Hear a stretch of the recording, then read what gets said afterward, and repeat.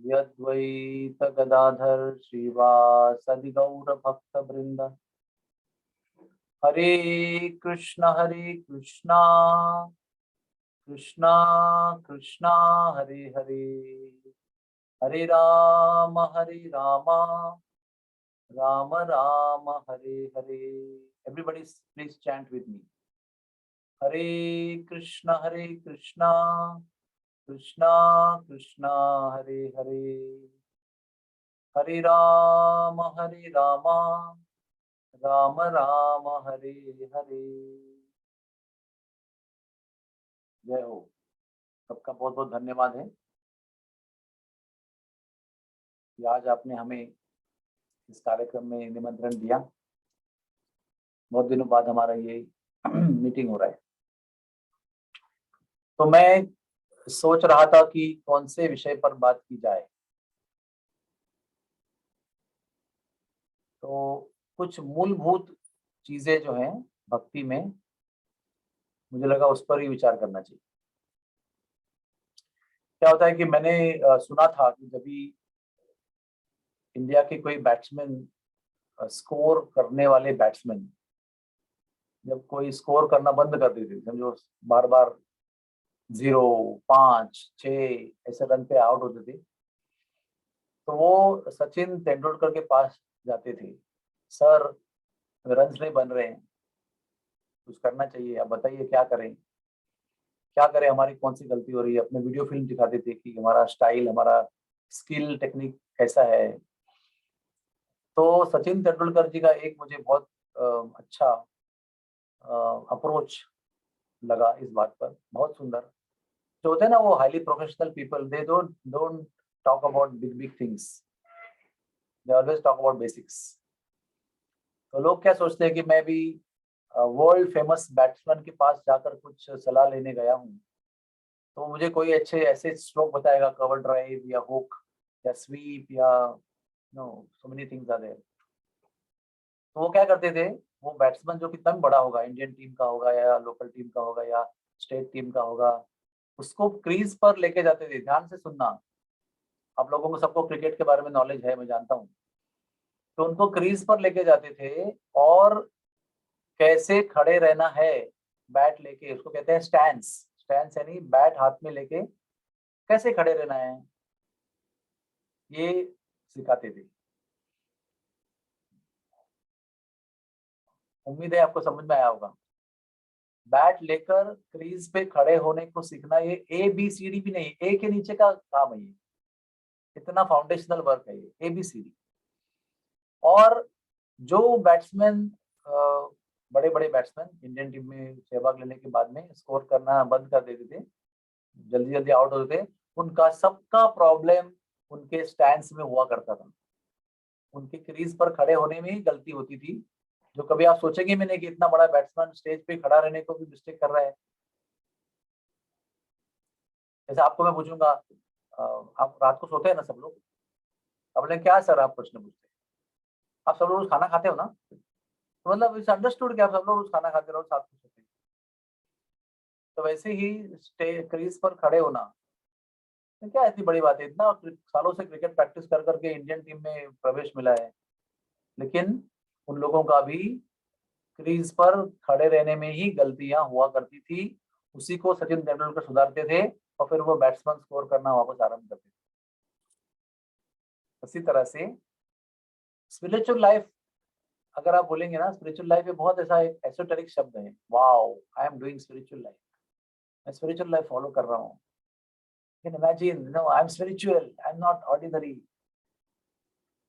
लेकिन जैसे हर चीज में एक फाउंडेशनल साइंस होता है, वैसे भी स्पिरिचुअल में भी होता है फाउंडेशनल साइंस। उसको हम ABCD कहते हैं। जैसे कि अभी समझो मेरे पास कोई आएगा, तो उनको लगेगा कि प्रभु जी हमें भी वृंदावन की कथा सुनाएंगे, बहुत अंदर की, किसी को पता नहीं, ऐसे ढूंढ के रिसर्च करके ऐसे कोई कथा सुनाएंगे। हाँ, लेकिन वो सही नहीं है। एक्चुअली कथा सुनाएंगे, लेकिन अगर बेसिक फंडामेंटल्स अगर आपके स्पिरिचुअल लाइफ के जगह पर नहीं है, तो वो कथा केवल मनोरंजन के रूप में प्रस्तुत होगी आपके लिए, मन को थोड़ा सा आनंद देगी, थोड़ा सा मनोरंजन करेगी। बाद में टेक होम मैसेज कुछ नहीं लेके जाएंगे आप। आज कथा सुनेंगे, थोड़ा मनोरंजन होगा, अच्छा लगेगा, कल भूल जाएंगे, वापस वही करते रहेंगे। तो इसलिए मैंने सोचा कि आप तो सारे सब बड़े मंझले हुए खिलाड़ी हैं, भक्ति वेदांत में काम कर रहे हैं। इसका मतलब आपको सब स्पिरिचुअल लाइफ के बारे में पता है, शिक्षाष्टक सबको बाय हार्ट है, चार नियम कौन से होते हैं भक्ति वेदांत में पता है, क्या करना है क्या नहीं करना है, भक्ति वेदांत में क्या चलता है क्या नहीं चलता है, सब कुछ जानकारी आपको है। आप तो बड़े वैसे सामान्य दृष्टि से देखा जाए तो आप बड़े पंडित हो सब लोग। यहाँ का वार्ड बॉय भी शिक्षाष्टक प्रार्थना फुल बाय हार्ट जानता है। Is it not true? देखो आप मॉर्निंग प्रेयर में आ जाओ 7 बजे कभी, सब लोग वार्ड बॉय लोग धड़ाधड़ संस्कृत लोग बोलते हैं शिक्षाष्टक प्रार्थना की। आप लोगों में से कुछ लोगों को बाय हार्ट नहीं होगा उतना, लेकिन उनको बाय हार्ट होता है। वो संघ का परिणाम है। कुछ ही किसी वातावरण में आप कुछ समय रहेंगे ना, सब बगीचे में जाएंगे तो उसकी खुशबू आपके कपड़े में आने लगती है। किसी कैंटीन के किचन में जाएंगे आप, तो बाहर आएंगे तो आपके कपड़े को डोसे की खुशबू आएगी। जहाँ आप कॉन्सेंट डोसा बनता है ना, तो उसका डोसा की खुशबू लेकर बाहर निकलेंगे आप। और पत्नी पूछेगी प्रभु जी क्या कैंटीन के किचन में जाके डोसा बना के आए क्या? वो संघ का परिणाम। उसी तरह से कुछ बेसिक प्रिंसिपल से आप लोग सब लोग नोटबुक होगे तो लेके लिख भी सकते हो कि भक्ति की एबीसीडी क्या है। अभी कुछ किसी ने मुझे प्रश्न पूछा कि अरे प्रैक्टिकल में हम लोग प्रोफेशनल वातावरण में स्पिरिचुअल लाइफ कैसे मेंटेन करेंगे? हाँ, तो ये बेसिक अगर पता नहीं होगा, जैसे बिल्डिंग में जाना है तो पहले ग्राउंड फ्लोर से आप जाएंगे अंदर ना, थोड़ी आप पहले हवा में से 11th फ्लोर में एंटर करेंगे। वो हेलीकॉप्टर में उतरने वाले बहुत कम लोग होते हैं। जो मुकेश अंबानी का घर में ऊपर हेलीपैड है, तो वो आकाश में से उतरता है लास्ट फ्लोर पे 28 फ्लोर पे, तो वहां से नीचे आता है अपने बेडरूम में। लेकिन हम लोग तो मुकेश अंबानी है ना, हमारा तो सबको ग्राउंड फ्लोर से अंदर प्रवेश करना पड़ता है। From the foundation we go up always. तो वो क्या चीज है जो हमारे जीवन की स्पिरिचुअल लाइफ की फाउंडेशन है?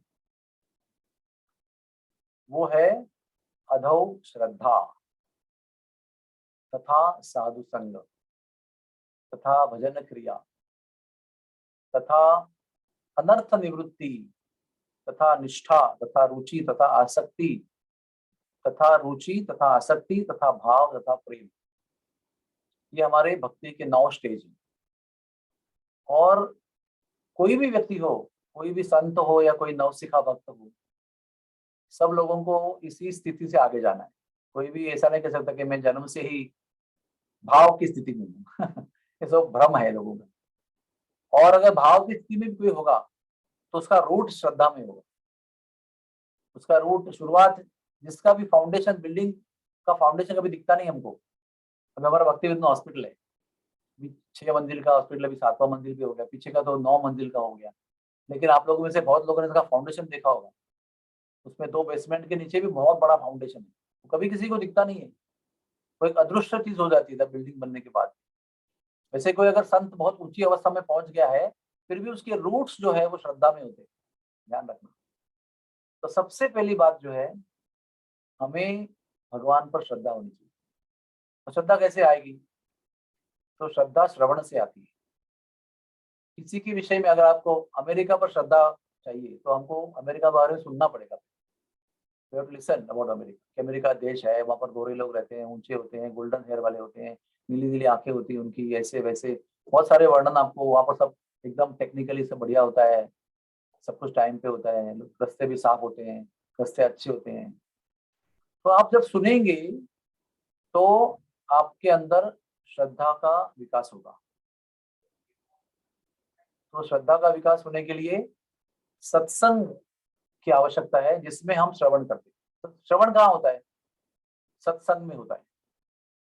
जब चर्च में जाते हैं हम, मॉस्क में जाते हैं, वहां पर कुछ ना कुछ प्रवचन, लेक्चर, समन्स चलते रहते हैं, वहां आप सुना करते हैं, वहां सुनते हैं, तो श्रद्धा बढ़ती है ना। किसी ने बताया वो M&M मिठाई वाला, उसके पास वो माहिम हलवा बहुत बढ़िया मिलता है, वो बड़े बड़े होर्डिंग लगे हुए हैं, तो आप सुनेंगे इसके बारे में। कोई खाने वाला मिलेगा कि मैं खाया भी हूँ, बहुत बढ़िया, गुलाब का फ्लेवर का होता है, कोई केसर का फ्लेवर का होता है, अच्छा ये देखो टिफिन में भी लाया हूँ मैं, इतना बढ़िया हूँ। तो क्या कर रहे हैं आप? श्रवण कर रहे हैं, है ना। फिर आपके मन में इच्छा उत्पन्न हो रही है, हाँ बढ़िया होगा वो, मैं कहाँ पर है, एड्रेस किधर है, वो उधर मलाड में किधर है, वो जाना है मुझे, कितने में मिलता है। तो आप संग कर रहे हैं, उस संग में आप श्रवण कर रहे हैं और आपकी श्रद्धा बढ़ रही है, और श्रद्धा लेके आप जा रहे हो, एक्टिविटी कर रहे हो, है ना। तो वो एक्टिविटी क्या है, मैंने आपको क्या बताया, बेसिक फाउंडेशन है श्रद्धा, जो सुनने से प्राप्त होती है। और सुनना कहाँ होता है, सत्संग में होता है। और सत्संग में जाने के बाद क्या होता है, जैसे कि आपने सुना कि माहिम हलवा बहुत बढ़िया है, तो आप आगे क्या होता है, आप जाकर उसको खरीदते हो और खरीद के उसको खाते हो। फिर आपने जो सुना था उस पर आपको और श्रद्धा बढ़ती है कि हाँ मैंने जो सुना था वो सही था, मैं सुना था वो गलत नहीं था, जो मैंने सुना था वो बढ़िया था, उसके मैंने अनुभव लिया है। तो उसको कहते हैं भजन क्रिया। भजन क्रिया का मतलब होता है कि आपने जो सुना है उसके बाद में आप कुछ कर रहे हो उस श्रद्धा को बढ़ाने के लिए। और भजन क्रिया का मतलब है हमारे भाषा में ABCD। अभी आपका आज का सब्जेक्ट चालू होता है ABCD। ए में क्या बताया मैंने, एसोसिएशन, उसको हम सत्संग कहते हैं। सत्संग किसको कहते हैं, सत विषय में जो संग होता है उसको सत्संग कहते हैं। और कुसंग मतलब जो सत विषय में नहीं है और गलत विषय में है, उसको कुसंग कहते हैं। कुसंग से हमारी मति भ्रष्ट होती है और सत्संग से हमारी मति विकसित होती है या तो प्रगति करती है ना। और सत विषय मतलब कौन सा विषय, ये सब हमको पता होना चाहिए, फाउंडेशन। कल आपके बच्चे पूछेंगे मामा ये सत्संग क्या होता है, अरे मामा को ही मालूम नहीं तो क्या बताएंगे बच्चे। तो सत्संग यानी सत विषय में किया हुआ संग। और सत विषय कौन सा है, सत विषय यानी भगवान का विषय, सत यानी भगवान। सत धातु में बहुत शक्ति है, और उस विषय में जब सत्संग होता है और जिसमें बैठने से आपका आपकी भगवान पर श्रद्धा बढ़ती है और आपके भगवान पर प्रेम उत्पन्न होता है और दुनियादारी से आपका मन हटता है धीरे धीरे, उसको सत्संग कहते हैं।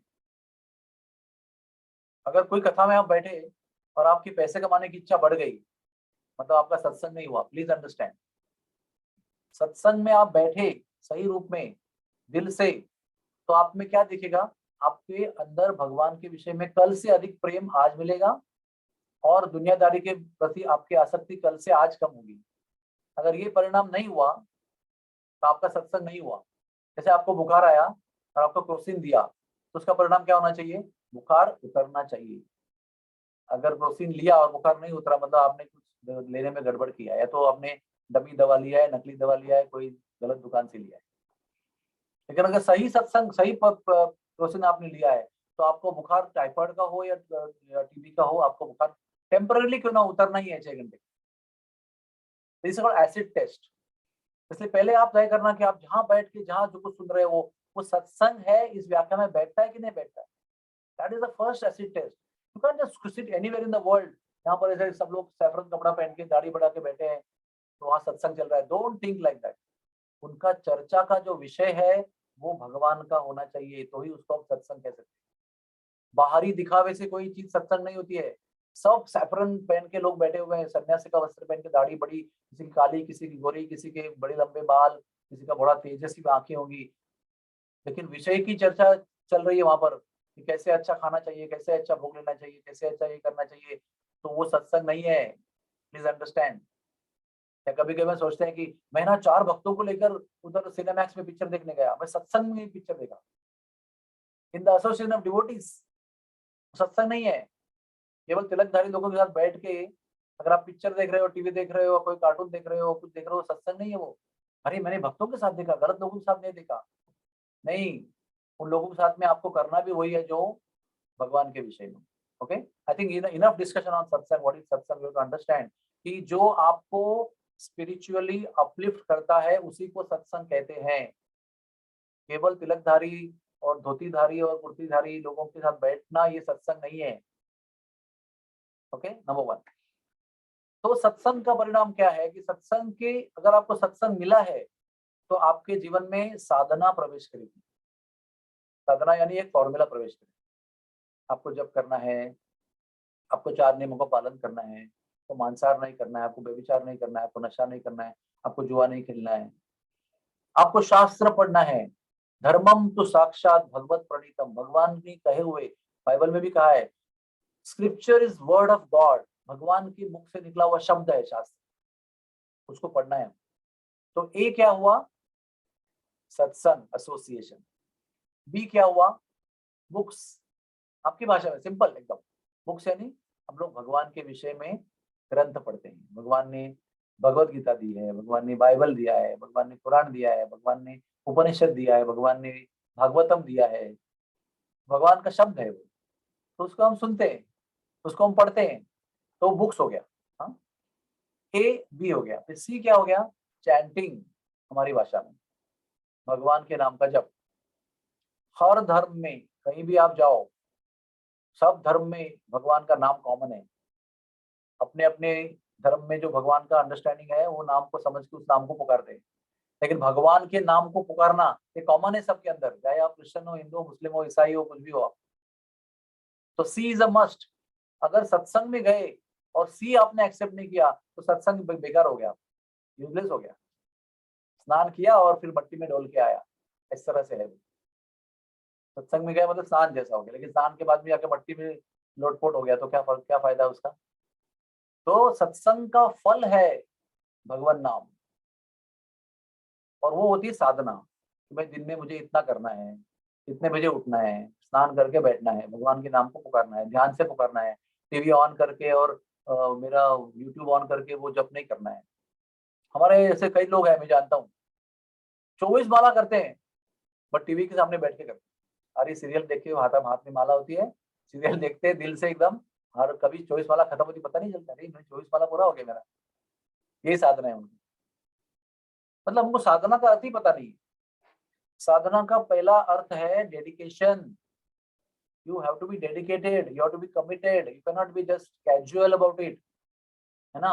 देखो आप सब लोग यहाँ पर काम कर रहे हो, you can't be casual, you have to earn money, you have to make progress, you have to perform dedicated with dedicated understanding, तभी आपकी प्रमोशन होगी, तभी आपको जॉब पूरा होगा, 8 घंटा आप परफॉर्म करोगे। You can't be casual about it। अरे खाने के विषय में कैजुअल है, कभी खा लिया कभी नहीं खा लिया, अभी 8 दिन में 1 बार खा लिया, कभी दिन में 3 बार खा लिया, नहीं, you have to be committed, दिन में 2 बार तो खाना ही है आपको। हाँ कभी सो लिया संडे को, कभी नहीं सो लिया, ठीक है, चलते रहता है, ऐसा नहीं होता ना। किसी भी चीज को प्राप्त करने के लिए वो कमिटमेंट होना जरूरी है। तो अगर भगवान की प्राप्ति में सत्संग कर रहे तो साधना करना बहुत आवश्यक है। तो सी हो गया, सी एक साधना का भाग है। चैंटिंग इतना ही साधना नहीं है, ग्रंथ पढ़ना भी साधना है, तीर्थ यात्रा में जाना भी साधना है, संतों के संग में स्टडी करना स्क्रिप्चर का वो भी साधना है। और डी, ए क्या बताया मैंने, एसोसिएशन, बी क्या बताया, बुक्स, सी बताया चैंटिंग, और डी का मतलब है डाइट, क्या खाते हो आप। जैसा खाओगे अन्न वैसा बनेगा मन, मतलब मन। एक मन्नू चाचा है हमारे अंदर बैठा हुआ है, हाँ मन्नू चाचा, बहुत नटखट होता है। क्या ये चाहिए उसको, वो चाहिए उसको, ये कपड़े चाहिए उसको, ये चाहिए, मोबाइल चाहिए, कान में वाला कॉर्डलेस स्पीकर वो माइक्रोफोन चाहिए उसको, हेडफोन चाहिए, क्या क्या चाहिए उसको। हाँ इधर अभी मास्क भी उसको ऐसा चाहिए कि भाई दुनिया में किसके पास ना हो।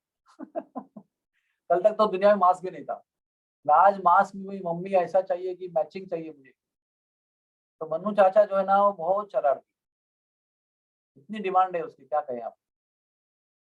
तो डी, अगर मन को सत्संग में रुचि होनी चाहिए तो आपको भोजन चेंज करना होगा।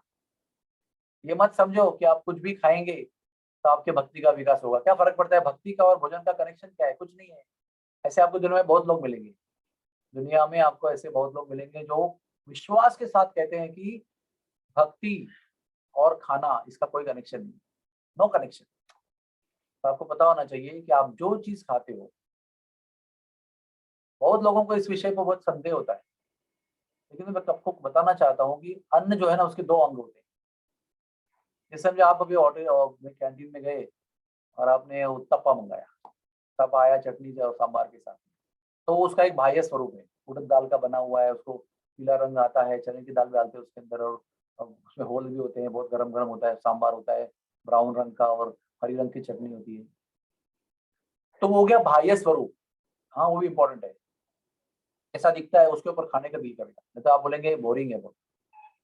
और दूसरा चीज है जो आपको दिखता नहीं है, वो भी इंपॉर्टेंट है उसके अंदर, वो है किस भाव से उसको बनाया है। जैसे हमारी स्नेहा सांगलकर मैडम घर पे जाती है, अपने बच्चों के लिए खिचड़ी बनाती है, दाल चावल बनाती है, सब्जी बनाती है, तो वो एक माँ अपने बेटे के लिए बनाती है। और कभी माँ बीमार है तो फिर होटल से आता है खाना, पता नहीं किसने बनाया, तो पैसे के लिए बनाया।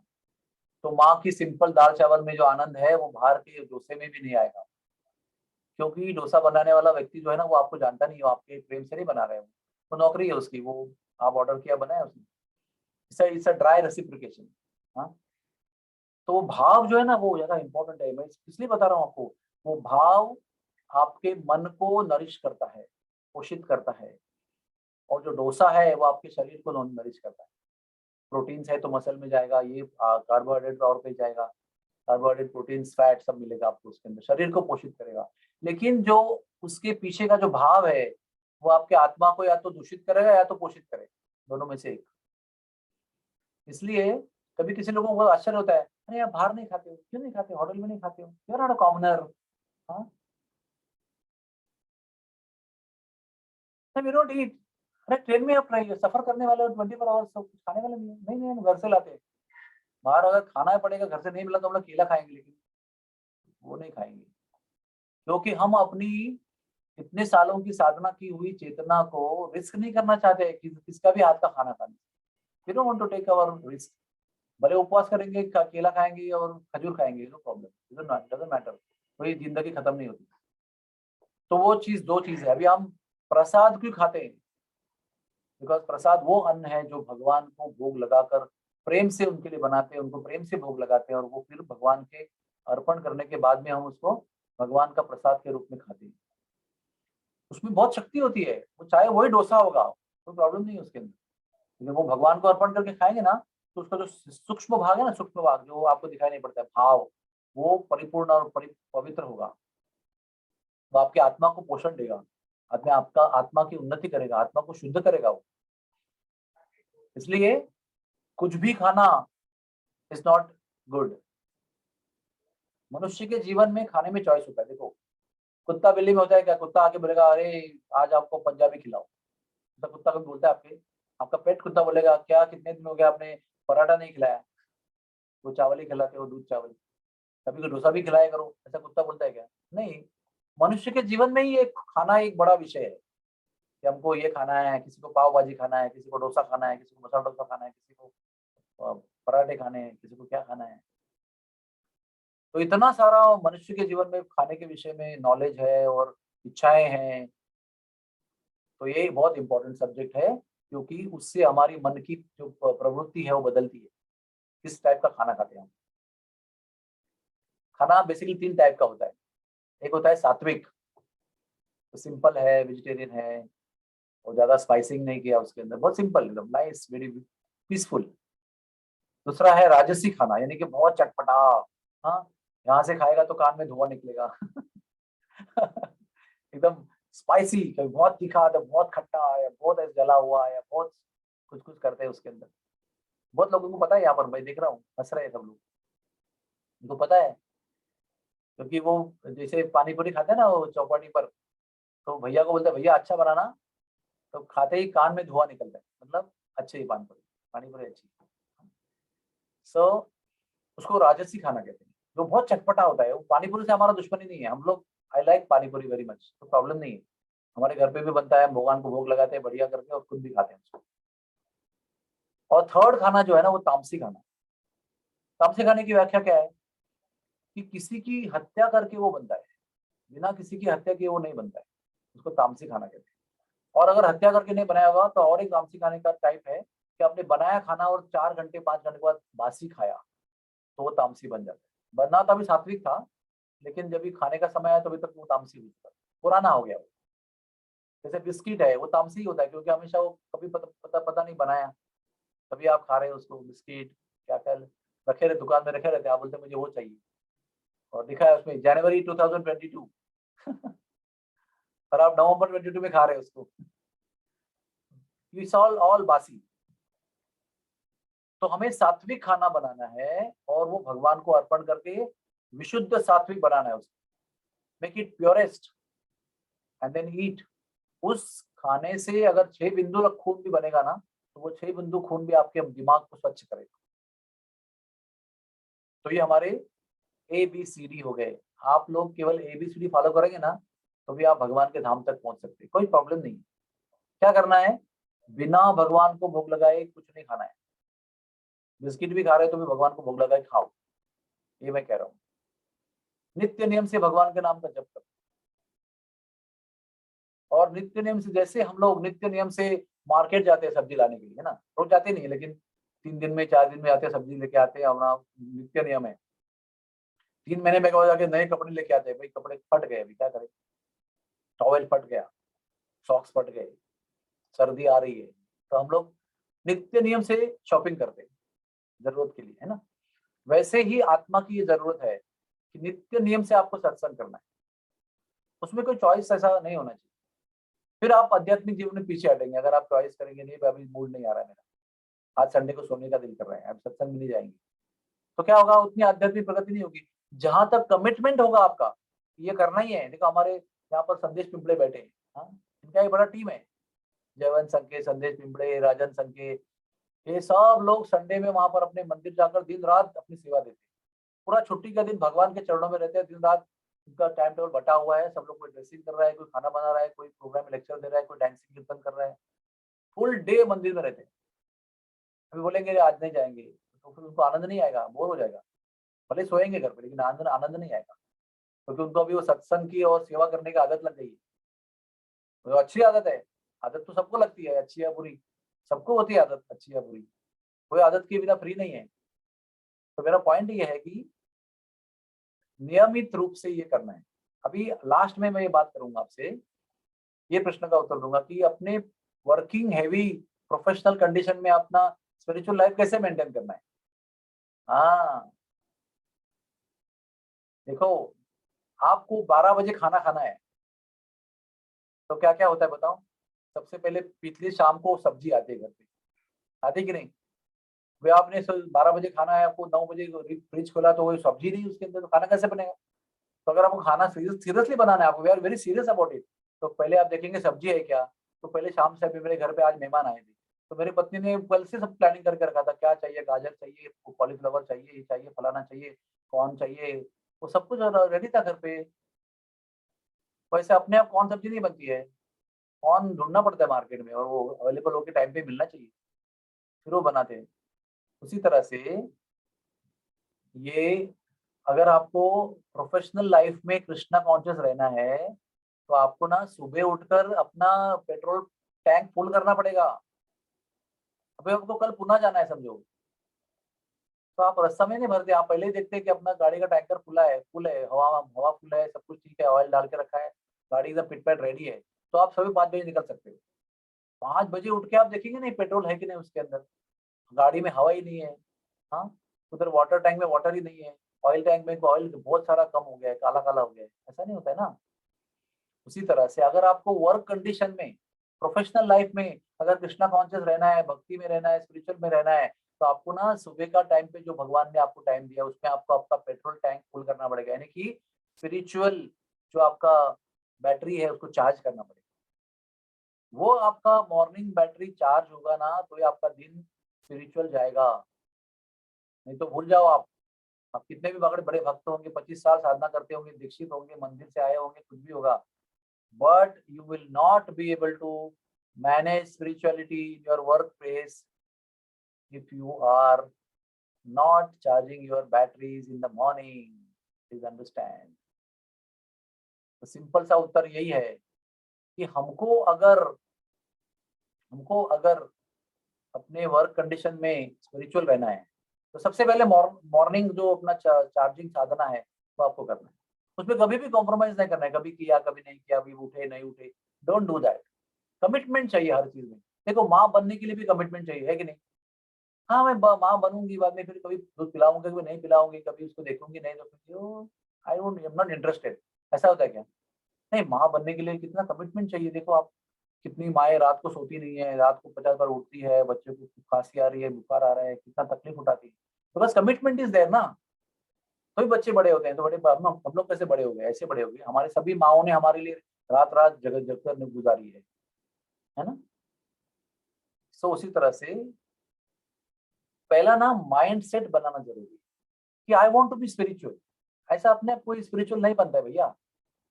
आपको गायन सीखना है तो आपके लिए कमिटमेंट चाहिए कि मुझे गाना सीखना है। I will meet best singers and I will learn singing. मैं बैठूंगा, उनके चरण धोऊंगा, उनके बर्तन धोऊंगा जाके उनसे संगीत सीखने के लिए, कोई प्रॉब्लम नहीं है। I want to learn. Bhimsen Joshi ने तो उसके गुरु के घर में जाके बर्तन मांजे थे बहुत दिन तक, तभी उसको लिया अंदर उसने, कमिटमेंट देख के उसका। ऐसा ही नहीं बना भीमसेन जोशी, कमिटमेंट है उसके लिए। उसी तरह से आपको अगर रियली स्पिरिचुअल बनना है ना तो खाली मुख से बाप मत दौड़ाइए, कमिटमेंट दिखाइए। ये ABCD के लिए कमिटमेंट दिखाइए। सुबह जल्दी उठिए और भगवान को बताइए कि I am serious about it.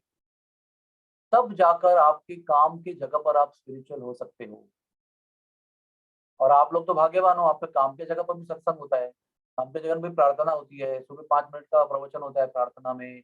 कभी वो क्या बहुत सारी चीज चलती है यहाँ पर, बहुत सारी। आपको कहीं पर प्रॉब्लम नहीं है, कहीं पर भी आप चिपक सकते हो और अपना रिचमेंट ले सकते हो। जैसे हम लोग कैसे करते हैं एयरपोर्ट में, अरे घूम रहे हैं किधर, चार्जिंग चार्जिंग कहाँ करेंगे मोबाइल का, तो बहुत सारे खड़े हैं उधर, पोर्ट्स खड़े होते हैं, जाके अपना लगा देते हैं उसके अंदर। फ्लाइट में जाने के पहले मोबाइल चार्ज कर लेते हैं, है ना।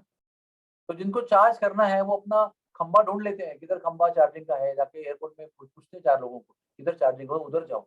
वो है ना, वो बोर्डिंग पॉइंट नंबर 34 के पास में नीचे है, वहां जाके आप, आपको वॉशरूम में जाना है तो पूछेंगे ये वॉशरूम किधर है, कोई टर्मिनल 33 के पास में है, वहां पर जाओ।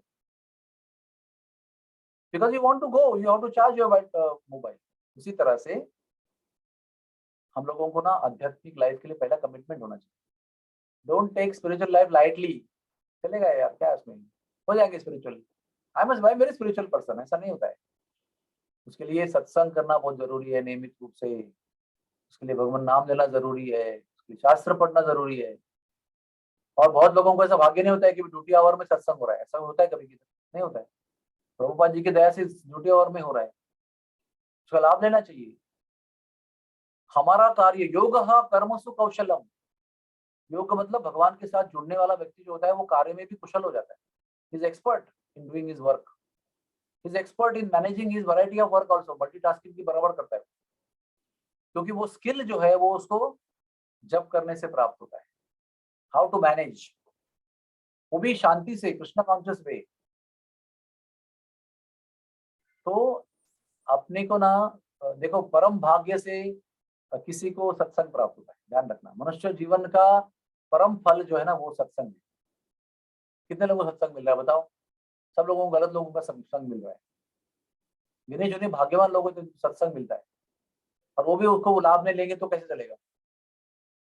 बाय द वे, मैं आपको बता रहा हूँ कि जो मनुष्य के रूप में जन्म लेते हैं उन सब के लिए भगवान ने सत्संग की व्यवस्था करके रखी है। कोई उसका लाभ लेता है, कोई नहीं लेता है, ये उसका चॉइस है। लेकिन कोई मनुष्य ऐसा नहीं, चाहे किसी भी धर्म का हो, भगवान उसके लिए सत्संग की व्यवस्था करते ही हैं।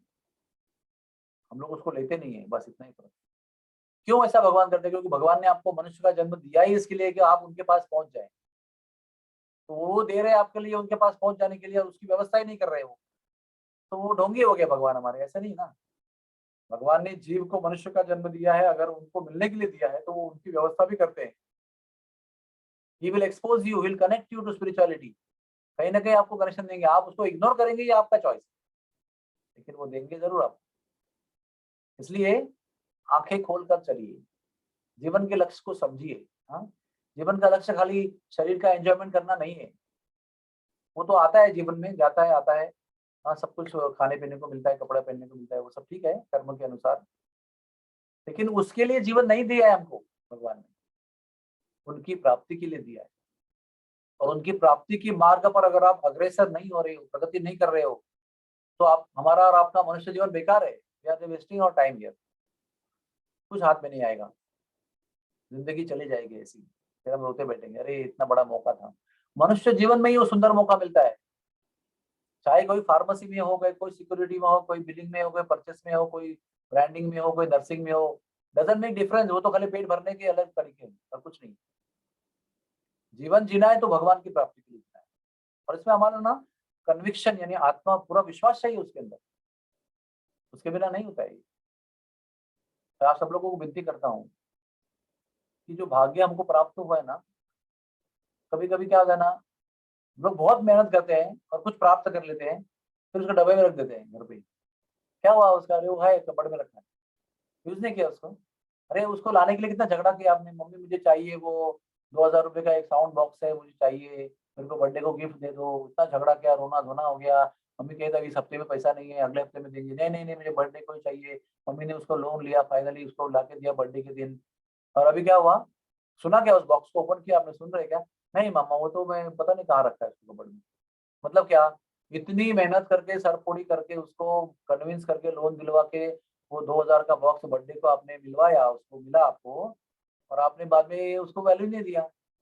तो उसको क्या कहेंगे? मूर्खता। एक ही वर्ड है उसके लिए, फूलिशनेस। जो चीज आपके लिए उतनी मूल्यवान है, वो मिलने के बाद में क्या होता है? डब्बे में रखते हैं उसको जाके, है ना। हर एक मनुष्य का स्वभाव स्वभाव है ये। जो चीज हमको नहीं मिल रही उसको हम तड़पते हैं, और वो आपको इतनी मूल्यवान लगती है, वो मिलने के बाद में क्या होता है? उसका मूल्य कम हो जाता है। उसको आप बाजू में रखते हो, अभी आपका ध्यान उस चीज पर है जो आपके पास अभी नहीं है। और जो अभी आपके पास नहीं है वो आपकी हो गई, एक बार आपके आपको मिल गई, फिर वो भी उसका मूल्य कम हो जाता है ना। अभी आप में से, हम में से बहुत लोग सोचते होंगे कि अरे मैं, मुझे ना दुनिया की बेस्ट हीरोइन से शादी करनी है। और आप बहुत सारा फील्डिंग करेंगे और एक दिन आपका शादी हो जाएगा उससे, फिर आपको बोर हो जाएगा, बोला अभी और एक नई बेस्ट हीरोइन तो अभी ये नहीं है, बेस्ट हीरोइन है ना। क्योंकि जब तक आपकी मन चाही वस्तु आपकी नहीं है, तब तक आप तड़प रहे हो उसके लिए। लेकिन वो जो मन चाही वस्तु आपको मेहनत के बाद मिल जाती है, तो अपने आप उसका मूल्य कम हो जाता है, और आप अभी दूसरी मन चाही वस्तु के पीछे भागना आरंभ कर देते हैं। उसी तरह से भगवान का नाम प्राप्त करने के लिए हमने कितना सत्संग किया। अभी हम सो रहे हैं, सुबह जब करते वक्त भी सो रहे हैं, जबकि ये बिना सो रहे बिस्तर में। तो इसका मूल्य समझने के लिए बार बार सत्संग करना चाहिए। आपको क्या मिला है? ये अनंत जन्मों की पूंजी है आपकी, इसके पुण्य का फल है कि आपको सत्संग मिल रहा है। जितना पुण्य किया सत्संग मिल रहा है, वो सत्संग मिल रहा है, आप उसको लाइटली ले रहे हो। और देखो, आप तो सबसे बड़े भाग्यवान जीव हो, क्योंकि आप जहाँ काम कर रहे हो वही सत्संग उधर ही मिल रहा है। On the duty, on the working hour आपको सत्संग मिल। मैं बहुत ना इस भाव इस घटना के लिए, इस चीज के लिए मेरा बहुत गदगद होता रहता है कि ऐसी कोई दुनिया में कोई संस्था है कि जहाँ पर काम में ही सत्संग होता है, दिन रात भगवान का नाम गूंजता है, भगवत सेवा होती है, प्रसाद बंटता है लोगों के लिए, हर जगह भगवान की बातें हो रही है। और संत लोग जैसे अभी लोकनाथ महाराज जी बैठे हैं ऊपर, ट्रीटमेंट ले रहे हैं। आईसीयू में कुछ भक्त लोग ट्रीटमेंट ले रहे हैं। सब भक्तों का ट्रीटमेंट करने का, सत्संग करने का लाभ मिल रहा है। कहीं पर ऐसा नहीं होता है। आए दिन संतों का दर्शन होता है। अभी देखो 6 फ्लोर में जो लोग नर्सिंग ड्यूटी कर रहे हैं, वो लोकनाथ जी महाराज की सेवा कर रहे हैं। वो पेशेंट नहीं है, वो संत है, पेशेंट के रूप में आया है, आपको सेवा करने का मौका दे रहे हैं। अब महाराज जी को राधे राधे हरे कृष्णा बोल रहे हैं। आपके जगह पर आपको कहीं जाने की जरूरत नहीं है, संत आपके चरणों में आ रहे हैं उधर सेवा लेने के लिए।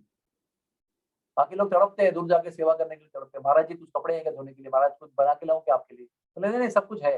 यहाँ पर आके बोलते हैं मुझे एडमिट होना है, मुझे एडमिट करो, मेरे बेड बुक करो, मुझे ठीक नहीं है तबीयत, मुझे फिजियोथेरेपी करना है। ये हमको ना पता नहीं चलेगा आज कितना भाग्य है हमारा। घर पे हमारे संत आके सेवा ले रहे हैं हमारी, बोलो। कोई हमको बाहर जाके मेहनत करने की जरूरत नहीं। इतना बड़ा भाग्य अगर आपको मिल रहा है, मतलब आपने बहुत पुण्य किया है पिछले जन्मों में, उसका लाभ लीजिए। और अपने जीवन को, अपने जॉब को सार्थक कीजिए।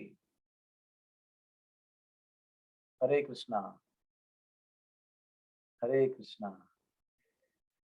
कोई प्रश्न होगा तो आप मुझे पूछ सकते हैं।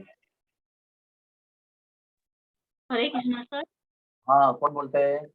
सरिता चव्हाण.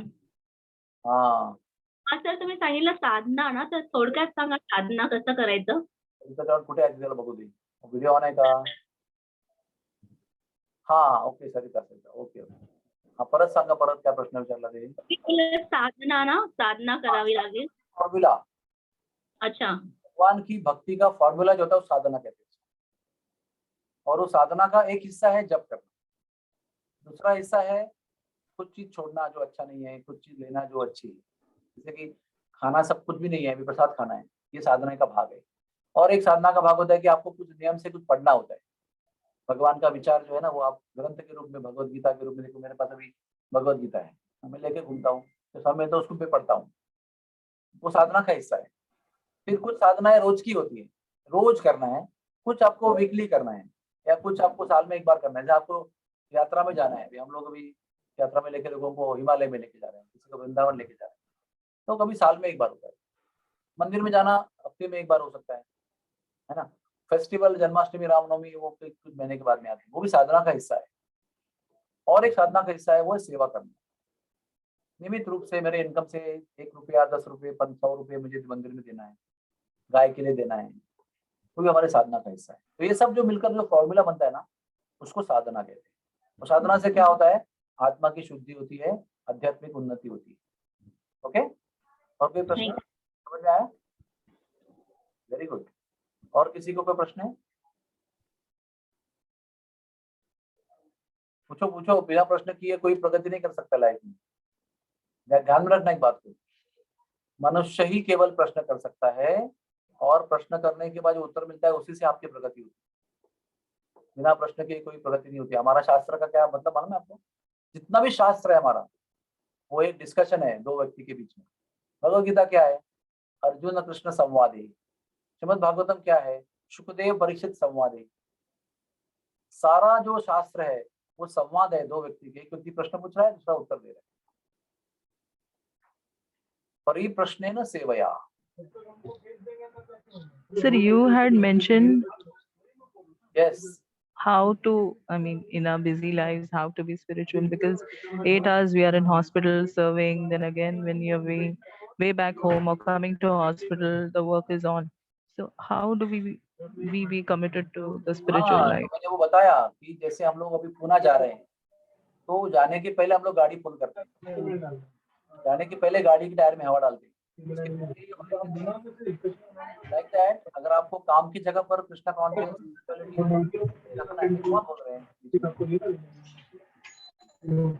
I'll mute myself. एक minute, I'll just mute everybody and then you can mute everybody. You can again audio on करो आप. You can put audio on. हाँ, अरे फिर कोई नहीं बात कर रहे हैं. ओके, सो हाँ, तो मैं ये बता चुका हूँ ऑलरेडी, रिपीट करूंगा आपके लिए कि अगर आपको काम की जगह पर स्पिरिचुअल रहना है, तो आपको पहले काम के आने के पहले अपनी स्पिरिचुअल बैटरी चार्ज करके आना है। 1 माला, 2 माला, प्रसाद, जो भी आपका साधना है, So पूजन है। that is my question, because even when we are traveling back home, the work is coming with us during travel also. When we are coming to office, somewhere you have to draw your line. Someday you can work more because the emergency is there and something is going on, intense activity, some problem is there. You can extend. We also all extend. Sometimes some big sannyasi comes in the middle of the night to get admitted, so we come and receive him, admit him, and अभी 2 दिन के पहले ही किया था हमने. So that is not every day, but at the same time, आप ध्यान रखना, you have to learn to draw lines. Here my work ends, my motherhood starts, my wifehood starts, my household duty starts, my sleep starts, my eating starts. If you don't do that, life will not go for long. If you just mix up and make it khichdi everywhere. The most important point is to learn to compartmentalize our activities and put our priorities in place. You must be intelligent enough to put your 1, 2, 3, 4, 5 down first. If you don't know what is 1, 2, 3, 4, 5, how do you put priority in life? So first, an intelligent man or woman should meditate and write down, okay, this is my priority. And I will see that I give enough time to my enough priorities, like first priority first time, second priority second time. And then draw the line very nicely, boldly. Don't just let people, wipe out your lines and make things mixed up. Don't do that. However busy we are, we have to learn to draw lines and act on that, and not let anybody dilute your lines and put off your lines. You are the controller of your lines. Learn to draw lines and act accordingly. Does that answer your question? Let me, I think. yes, sir. Okay. Anybody has any other question? Any other question? Mukta Koyure. Hare Krishna, sir. Yes, Pranam. Naam. No question, but really want to thank you. Basically, since we this kind of program every Saturday it used to be, and some of the other hardly any attendance, but it was nice. We are restarting reviving with a positive note. So thank you so Sana, you much. guys who are senior here, you should push this matter. It's not only me or our department coordinator.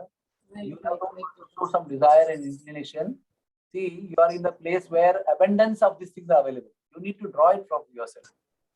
You can't be, waiting for, oh, आ जाएगा, वो खिचड़ी मेरे दरवाजे में आके देके जाएगा. Hey, but when khichdi doesn't come at your doorstep, now you have to go out and find out where khichdi is being distributed. And you have to tell them, please come and my door also. ऐसा है वो. साधन तो बहुत है यहाँ पर, resource बहुत है, लेकिन आपको लेना चाहिए, अरेंज करना चाहिए. सब आगे बार बार किसी को मिलता नहीं. Please understand that. मेरा भी भाग्य है कि मुझे ड्यूटी आवर में विद पेमेंट विद पगार मेरे को बोलने को मिल रहा है भगवान के विषय में. कितनी बड़ी भाग्य की बात. कितना आनंद हो रहा है मुझे भगवान के विषय में बोलने के लिए. तो क्यों हम लोग उसको छोड़ देते हैं sir? We need to understand why we are here. We are in Bhaktivedanta Hospital not just to make money and make our livelihood. We are here to also make spiritual progress on duty. Take the full advantage, free of charge. Nobody is charging you for that. No amount of salary is cut for that, for spiritual care. We spend from our pocket, from the hospital pocket, to give you spirituality. Take it. You may be in Bridge Candy and HN and some big hospitals giving big salaries, but they don't have anything to do with your spirituality. They don't care. Here we care. Prabhupada cares for you. He gives spirituality to you. There is no differentiation. Everybody is given equal benefit of being here. Okay? So, if there is no question, then I will like to end.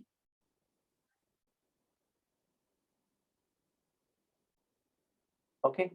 So, I will end my lecture here. Thank you very much. बहुत धन्यवाद आपका. Thank you so much, sir. Thank you.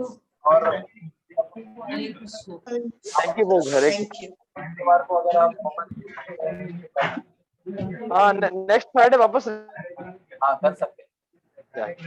Regular feature और आप question लेके तैयार रहिए.